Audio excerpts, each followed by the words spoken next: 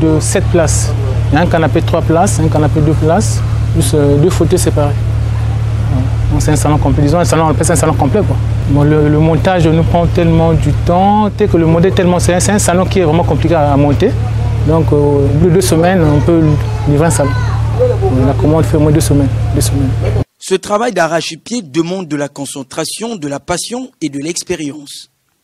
Communément appelé Maître Guy, cet artisan, ou mieux cet artiste, se fait accompagner par 2 jeunes gens dans son site situé non loin de la Bourse du Travail à Pointe-Noire. Satisfaire sa clientèle est son devoir le plus cher et son défaut est la perfection absolue.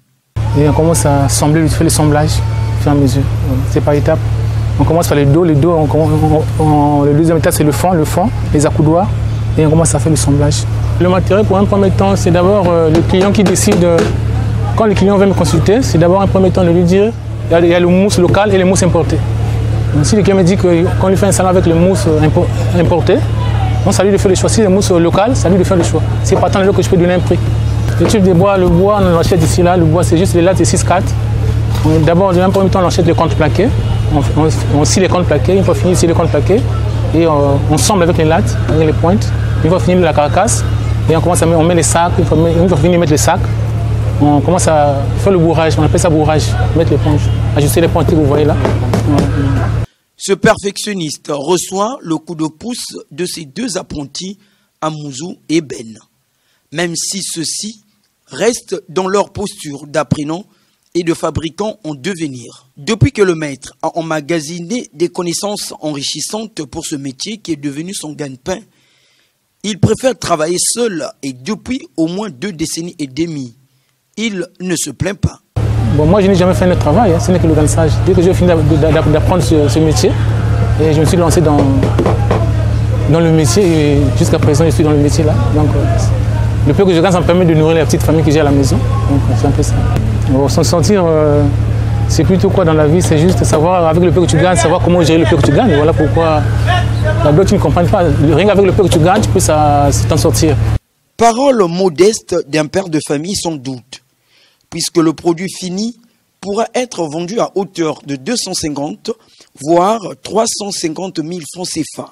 Avec des bénéfices par centaines de mille la semaine, on peut comprendre que ce fabricant n'a rien envié à certains fonctionnaires d'État.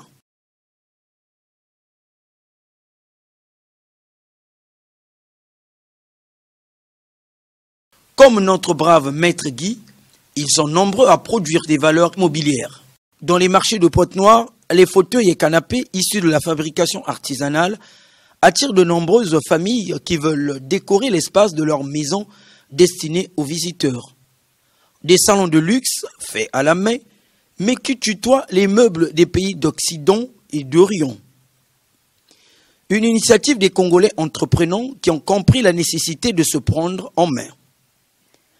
En se rapprochant de ces objets d'art, il y a de quoi se dire l'art ne se limite pas à la belle apparence des choses, mais il est le fruit d'une imagination devenue utile pour les générations entières. À présent, place à la découverte. Nous irons sur les traces des esclaves à Luango, sur ce site qui a vu embarquer plus de 2 millions de nos ancêtres dans ce qu'ils ont appelé le commerce triangulaire. Non loin de là, à Diosso, le musée des arts et traditions des Luango. Oui, ce sont des sites qui constituent la mémoire culturelle du Kwilu. C'est la découverte des mirages. Sous-préfecture de Yinda, département du Kwilu, un bijou pour la culture et le tourisme congolais.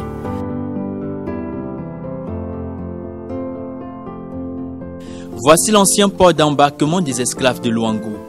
Malgré sa valeur historique, on n'y accède que très péniblement. Pourtant, il est sur la liste d'admission au patrimoine de l'UNESCO et don de l'humanité.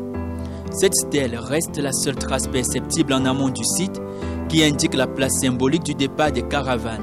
C'est le lieu où s'organisait le grand marché de toutes les transactions.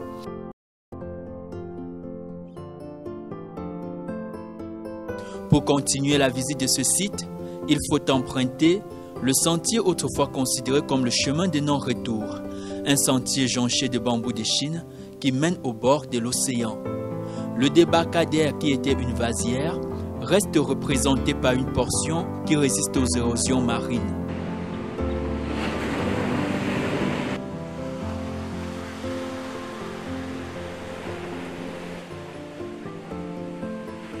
Une anecdote se raconte autour de ce site, notamment avec les 3 manguiers qui servaient de comptoir avant le rituel autour de l'arbre de l'oubli. Les esclaves enchaînés faisaient cette tour de l'arbre de l'oubli pour les femmes ou les jeunes filles et 9 pour les hommes. Et l'arbre de retour qui symbolisait un éventuel retour de l'esprit du défunt au pays une fois mort. Le port de Luango fut le carrefour des esclaves, un passage obligatoire pour ceux qui venaient d'une partie du golfe de Guinée. Selon Gervais Louembe, auteur d'un livre sur la langue et la culture du Luango, il a vu embarquer plus de 2 millions d'esclaves venus du Tchad, de l'Angola, du Gabon, de la RDC et l'actuel territoire de la République du Congo. À quelques encablures de ce site d'embarquement des esclaves se trouve le village d'Iosso, ancien Boali, capitale du royaume de Luango.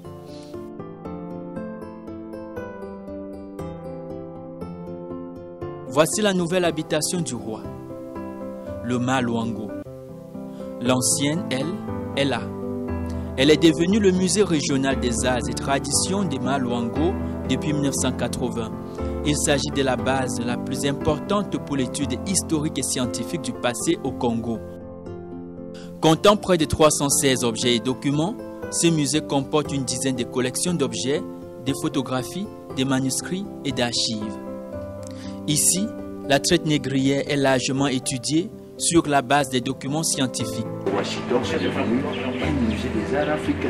Le savoir-faire africain exposé dans sa maison. Le commerce triangulaire de l'expédition de Colomb en 1492 pour les signes avant-coureurs jusqu'à l'intervention de Victor Schweitzer, principal instigateur du décret d'abolition signé en 1848.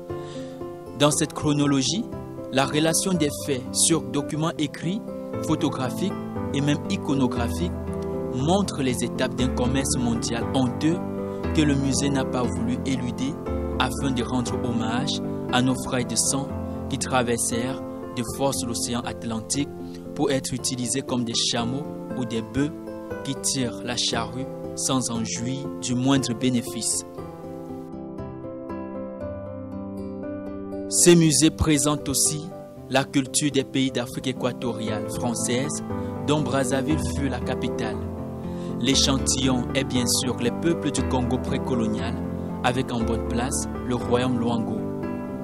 Sur le plan politique, le chef supérieur avait une souveraineté qui tenait déjà compte de la vie du peuple. Sur le plan économique, ces objets démontrent à suffisance que les peuples congolais, notamment les Vili, utilisaient déjà la monnaie métallique avec un système bancaire qui rimait avec l'air du temps.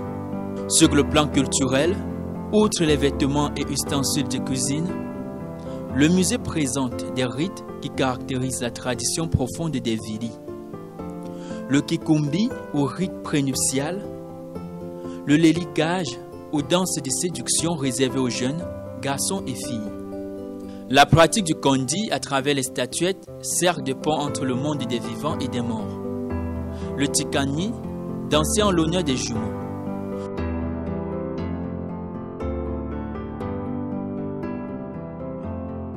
Au-delà de la tradition, ces musées montrent aussi le visage du Congo colonial et post-colonial au moment où la capitale économique pointenoise se construisait. Un projet sur la construction d'un nouveau musée, non loin de ce site, est en cours de réalisation. L'UNESCO est mise à contribution pour sa réussite. Le futur musée Ma Luango sera un lieu de découverte et d'apprentissage de la culture Luango avec pour objectif de préserver le patrimoine matériel et immatériel local tout en transmettant les traditions de génération en génération.